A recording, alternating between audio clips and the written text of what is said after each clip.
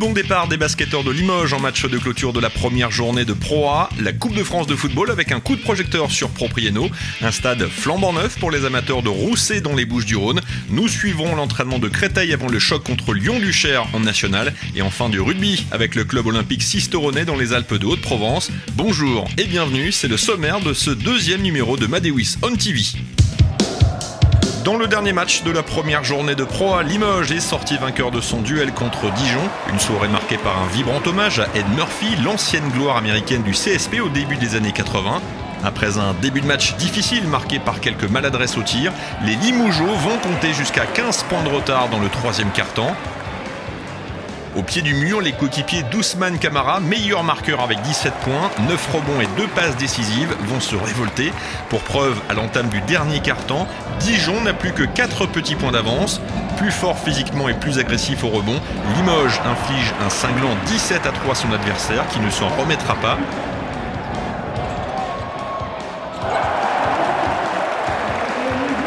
Limoges prend définitivement les commandes de la partie et s'impose sur le score de 75-70.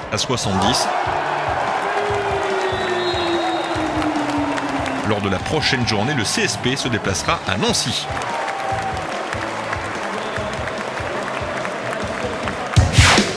Direction l'île de Beauté où l'on jouait le week-end dernier le 4e tour de la Coupe de France de football, marqué par l'entrée en lice des équipes du CFA. Propriano, qui évolue en division d'honneur, ici en rouge, recevait Borgo, formation de CFA2 au stade Jackie Santucci. Une rencontre très équilibrée où tout va se jouer finalement en première période. Après 20 minutes de jeu, corner pour Borgo, un ballon que la défense proprianaise ne parvient pas à dégager. Parade du gardien qui repousse malheureusement son ballon sur Sonra, qui n'a plus qu'à ajuster son tir. 1-0 pour Borgo. 12 minutes plus tard, le pressing de Propriano va s'avérer payant. Chanel s'engouffre dans la défense adverse et d'une frappe du gauche tente sa chance à l'entrée de la surface de réparation. Un partout après 32 minutes de jeu. Quelques instants plus tard, Chanel, encore lui sur ce coup franc, est à deux doigts de doubler la mise.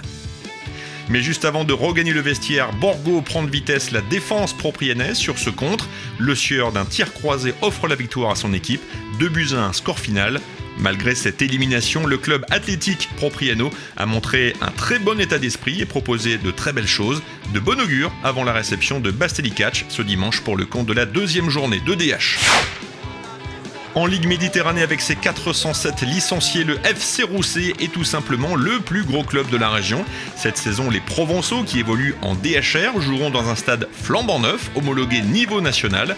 Devant plus de 300 spectateurs, c'est le maire de la commune en personne, M. Canal, qui a donné le coup d'envoi de cette rencontre face aux Marseillais du SMUC. De nombreux partenaires, plus de 30 nouveaux sponsors, essentiellement des commerçants de la commune, ont tenu à être présents. C'est dire l'engouement qui règne dans ce village d'un peu moins de 5000 habitants, situé à une quinzaine de kilomètres d'Aix-en-Provence. Face au SMUC, les joueurs de Rousset se sont malheureusement inclinés 1-0. Séance de rattrapage dès ce week-end lors de la deuxième journée, avec un déplacement à Montsartou. Comme si vous y étiez, l'entraînement de Créteil où les hommes de Laurent Fournier enchaînent les exercices physiques avec des séances de sprint et de vitesse, toujours par deux à travers des parcours sans ballon, slalom entre les piquets, course dans des cerceaux ou travail de pas chassé pour travailler les appuis.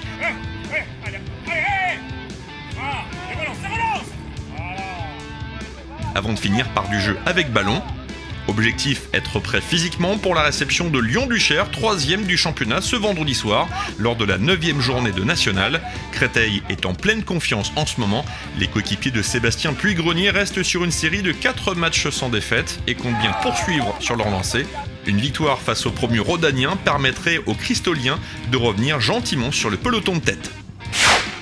Pour finir, on plonge dans la mêlée avec le 15 de Sisteron dans les Alpes de Haute-Provence. Le club olympique sisteronais entraîné par Léon Lopi, ancien joueur pro qui a notamment porté les couleurs de Castres, Bègles, Toulon et Aix-en-Provence et évolue cette saison dans le championnat honneur. Par le passé, le COS créé en 1965 a réussi à accéder 2 saisons en Fédéral 3.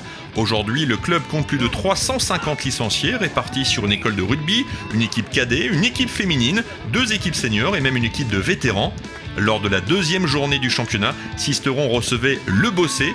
À l'arrivée, une victoire, 7-0 grâce à un essai et une transformation. Je pense qu'on va s'est mis en confiance en marquant l'essai, ça nous a libérés, ça nous a permis d'être plus agressifs autant bien sur les groupements, en attaque. Et je pense que ouais, là, on a un groupe qui est prêt à rien lâcher cette année. Et, ouais. Après 3 journées de championnat, Sisteron occupe la 5e place de sa poule avant un déplacement périlleux chez le co-leader Saint-Laurent-du-Var dimanche après-midi. Voilà, c'est fini pour ce numéro de Madewis on TV. On se retrouve dans 15 jours et d'ici là, n'oubliez pas de scanner votre maillot d'entraînement.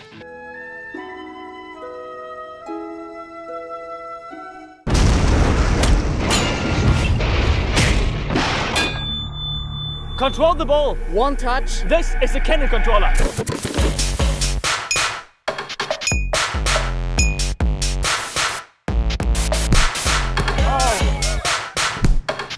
Great one. Yeah, that's too easy. That's too easy. We need more speed. Now it's Bomba. Yeah. Oh! Yes. It's 80 at the moment. 90. Okay, 90.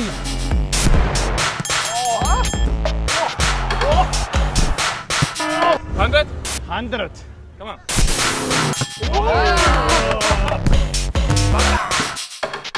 Nice. Look at this. Oh!